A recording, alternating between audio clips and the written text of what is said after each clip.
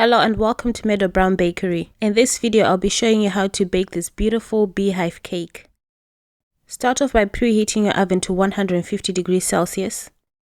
In a large bowl with butter and oil, add in your sugar and cream this mixture together until it's nice, creamy and light like this. Then add in your eggs one at a time and whisk well between each egg added.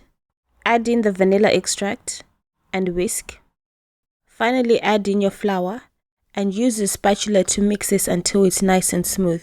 I'm using this beehive cake tin, and then I'm going to divide the mixture between the two sides and then level it as much as you can with a knife. Then bake in the oven for about an hour until it's nice and golden brown and well risen. Leave them in the tin for about 10 minutes and then use another cooling rack to put on top to flip the cakes over. And then just lift off the cake tin. As you can see, they're all nice and baked through. Just leave these to cool completely. When the cakes have cooled, I'm going to get one and put it upright on my serving plate.